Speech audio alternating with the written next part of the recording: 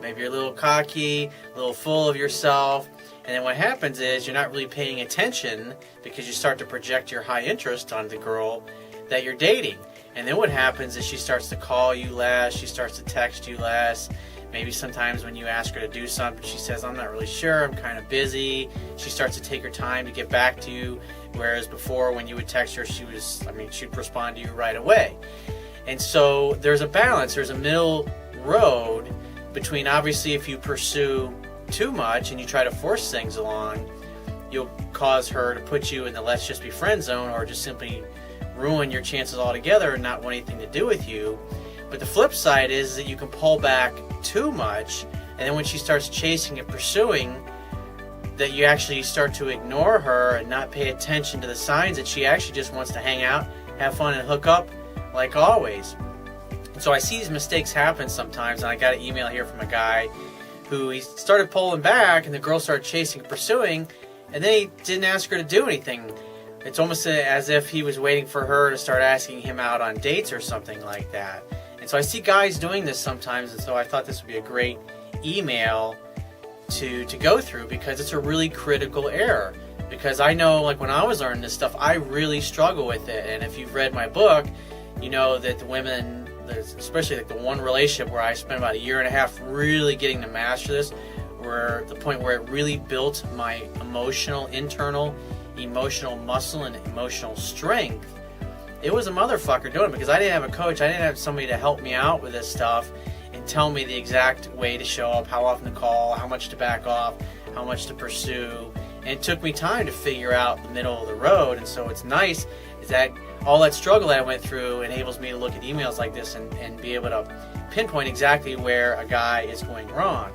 And at the end of the day, what you're really dealing with is those feelings of insecurity, of fear, of doubt, fear that you're not enough, fear that you won't be loved, fear that you won't get the girl that you want, or the things that won't work out, or that, because it's like I remember when I was younger, I always had this fear. I go out and have a great date, I'm thinking, am I ever going to see this girl again? Is she going to want to see me again? So you just never really know, especially in the beginning, like when you 4 or 5 days go by, and then you call her to set the second date. It's like you never really know if she's going to, even if you thought you had a great first date, when you're calling for that second date, there's still like, what if she doesn't answer her phone? What if it goes to voicemail and I leave a message?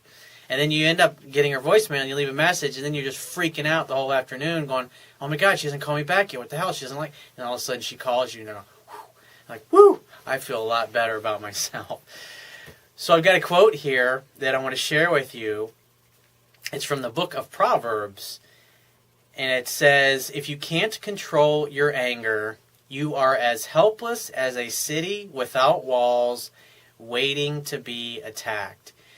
And therefore, if you can't maintain your emotional center with women you're dating or that you're in a relationship with, things are simply not going to end well. Like I've said numerous times, when you're in a fearful state, your thoughts and the actions that you contemplate and come up with that, oh, I think I should do this, I think I should do that, 9 times out of 10, 99% of the time, when you take the actions and make or the decisions that you make when you're in a fearful state, those will tend to bring about more being fearful and more unbalance in your life, as opposed to taking the time to relax, sleep on it, think about it, contemplate on it. And when you have peace of mind in your heart and you feel relaxed about it, then those decisions and actions that you take coming from that place will be a lot more efficient, and they will get you to your goals or wherever it is that you want to get ultimately a lot quicker. So he says, hey Corey, I'm in a situation with a woman where after a couple of months of hanging out, we became very amorous over a couple of weeks, lots of sex. He says, after those 2 weeks, she told me that she wanted to take things slow and that things were moving too fast in the relationship. When a woman says that, what she's basically saying is this is starting to feel like a relationship really quickly, and it's her way of saying, like, dude, you need to slow down. You're trying to force things instead of just kind of like letting the love story happen, so to speak. That's why I say the only thing a guy really needs to focus on is hanging out, having fun, and hooking up. Rinse, recycle, repeat. And then eventually, if you do everything right, after about 2 months, the girl should be in love with you. And usually in week 5 or 6 is usually, if you're doing everything right now, obviously usually week 5 or 6 is when she starts bringing up the exclusivity labels, and then by about the end of the second month, interest level should be in the 90s, and that means that she'll be in love with you at that point. It's a great place to be. It's a wonderful thing to have the peace of mind and to have life experience and have confidence to know that when you're dating a chick and she just knocks your socks off, but it doesn't totally uncenter you to the point where you start making stupid, unnecessary mistakes. It's beautiful because it's like almost the future becomes predictable. It's like you can set your watch to her actions and what she'll do if you follow what I teach in my book and in my articles. And it allows you as a man to focus on what's most important in life, which is your purpose and your mission in life. So he says, we never clearly defined being boyfriend and girlfriend, but she did tell a coworker of ours that we were spending a lot of time together, and now people we work with refer to us as an item. One side note, when a woman says something like, hey, she wants to take things slow and that we're moving too fast, when a girl says something like that, in a way she's testing you to see, because a guy who's focused on relationship, he's going to try to corral her into some kind of commitment or relationship, and he'll usually start to get a little uneasy, a little upset, because he's fearful that, oh my God, I'm not going to be able to make this girl my girlfriend.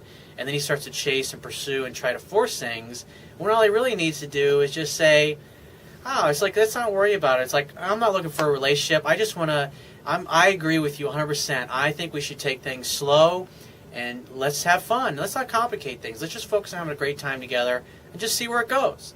And that's the best response you can come up with when a woman throws something like that at you. And if you're just learning this stuff, it may happen to you. And so that's why I discuss things like this, so you can learn from other guys that are making mistakes. And so if you get faced with this in your own life, you got a great response, a great comeback, can totally diffuse the situation and move right on, so it doesn't affect you or cause a girl to start backing off.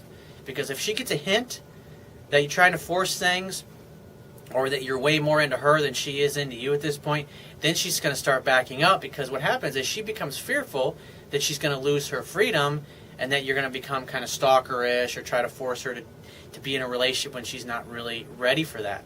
So it's always better if it's the woman's idea, and if you allow her, you give her the space to start pursuing and chasing you. Over time, as her interest level goes up, she'll start calling you more, texting you more, and after about 2 months of dating and doing everything right, it'll basically be at the point where she's texting you 2 or 3 times a day, and she's either coming over to your place or you're going over to her place, and you're pretty much seeing each other every day, and you're together all the time.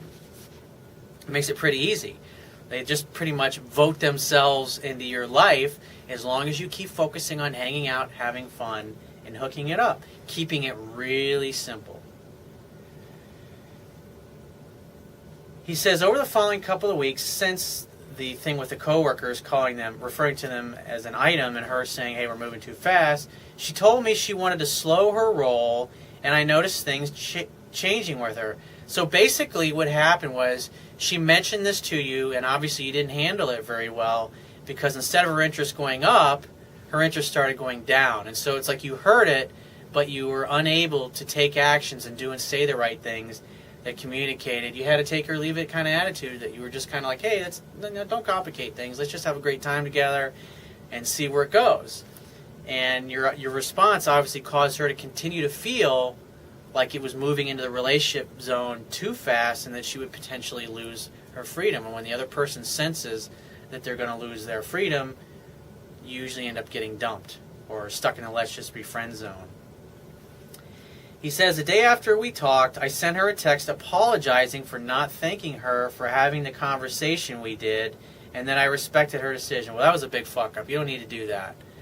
That was a completely unnecessary. And see, what's going on is you had this conversation, and it sounded like it went well, but like the next day you're falling under what I like to call the illusion of action. You're thinking, oh, I got to do something to reconfirm what happened yesterday. And the bottom line is you discussed it, but when you text her like this and with an apology the next day, it expresses weakness. It expresses that you're fearful that you're going to lose this girl.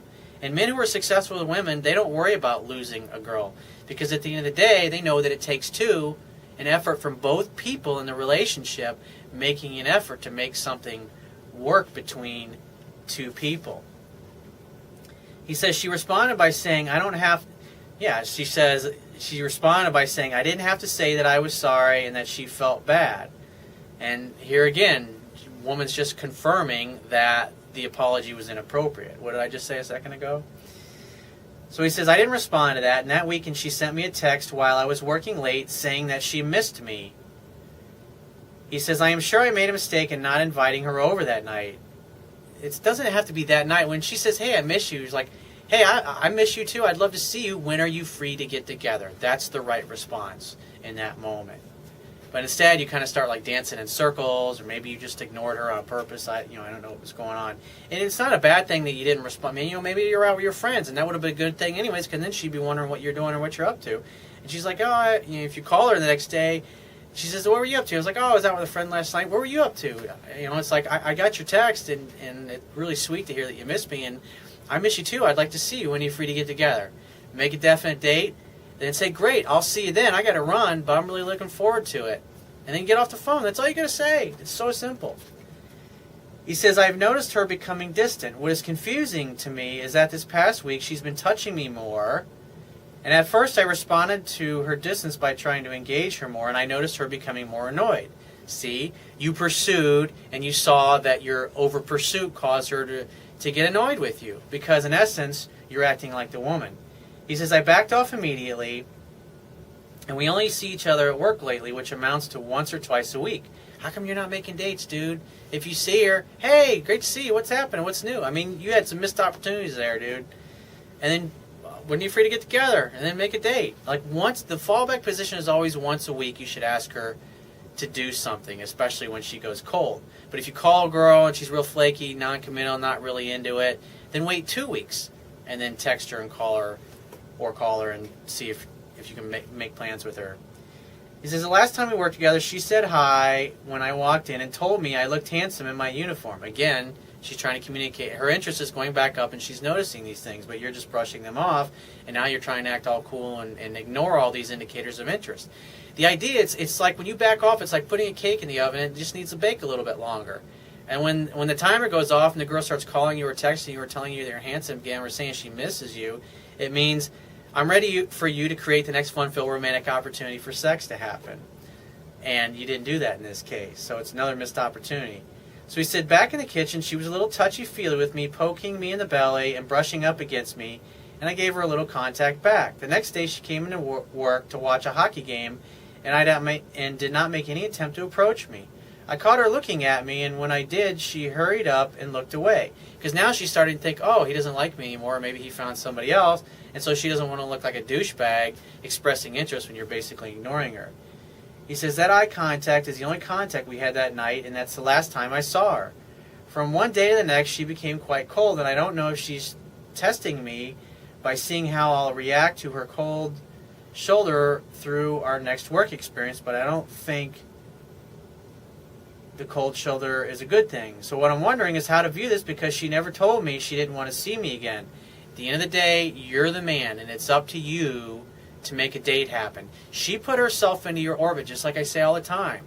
She put herself into your orbit, and it was up to you to be the man and make a date happen, but you didn't do it. You just kind of walked around in circles, in essence, waiting for her to be the leader, make a date with you, or invite you to do something, and that's where you completely went wrong here.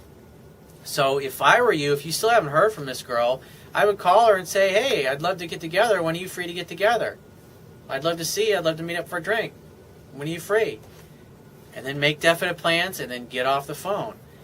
Because, I mean, what you basically did here is that you backed off, and then when she presented herself to you, you ignored her. So if you want my help, go to my website, click the products tab, and book a phone coaching session.